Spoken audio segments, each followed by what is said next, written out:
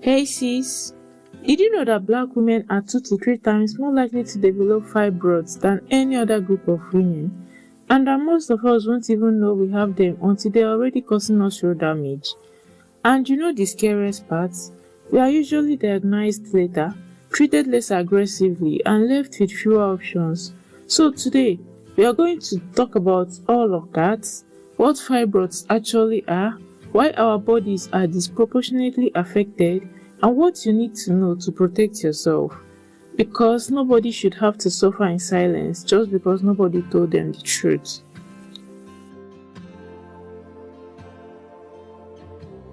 So let's start from the beginning. Fibroids, also called uterine fibroids, are non-cancerous growths that develop in or around the uterus. They are made of muscles and fibrous tissues, and they can be as tiny as a seed or grow as large as a melon.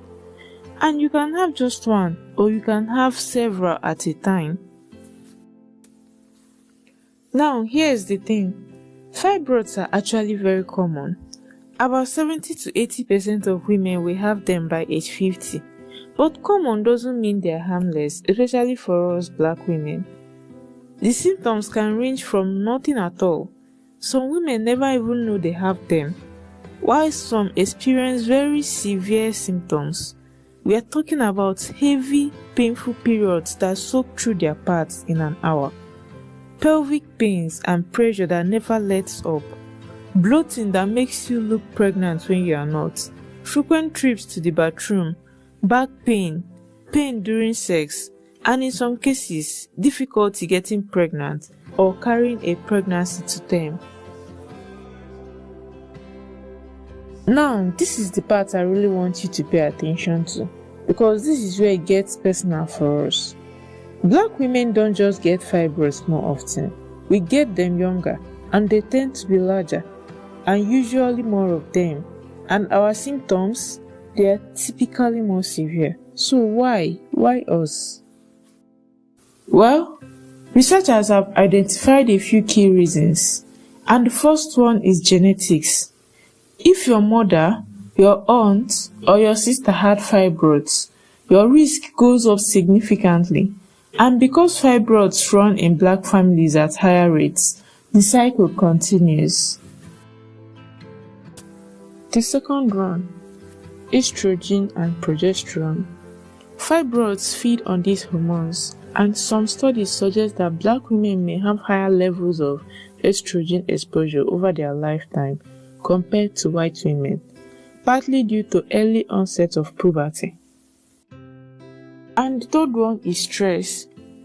Now, this one is huge and it doesn't get talked about enough.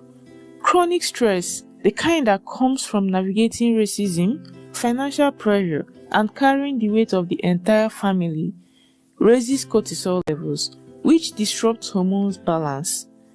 This is sometimes called weathering, and it has real measurable effects on black women's reproductive health. The next one is hair relaxers. Now, I know this might be surprising, but studies have found a link between chemical hair relaxers and increased fibroid risk. These products can contain endocrine disrupting chemicals that interfere with your hormones. We've been using these products for decades, often starting in childhood. And now the last one, which is the healthcare system itself. Black women are less likely to be taken serious when we report pain. We are usually made to wait longer for diagnosis, and most often, we are pushed towards hysterectomy, which removes the entire uterus, rather than myomectomy, which removes just the fibroid and preserves fertility. So now that you know all this, what do you actually do with it? Number 1 is to know your family history. Ask the women in your family if they've had fibroids. This information could save you years of unnecessary suffering. Number 2, don't normalize painful periods.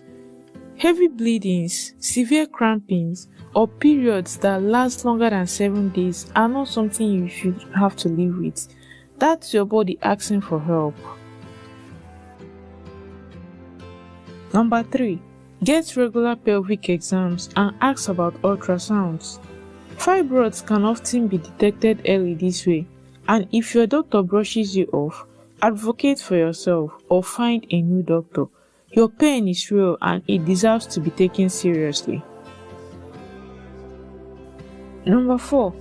Look into your hair care products. You don't have to give up anything overnight, but being aware of what you're putting on your scalp is part of taking care of your whole body. And the last but not the least, if you are diagnosed, know that you have options. A hysterectomy is not always the only option. Ask about myomectomy, uterine fibroid embolization, or other minimally invasive procedures. Get a second option, always. Well, I actually made this channel because I believe that Black women deserve to have this kind of information. Clear, honest, with no jargons, and spoken with love. Your body is not a mystery. You just haven't been told enough about it yet. That is what we are here to change. So, if this video helped you or someone you know, please share it. Drop a comment below and tell me, did you know about fibroid before watching this? Have you or someone you love been affected? I want to hear from you. And don't forget to subscribe, because next week we are bringing you another condition that is widely misunderstood and misdiagnosed in Black women. You don't want to miss it. So take care of yourself, sis, and I'll see you next week.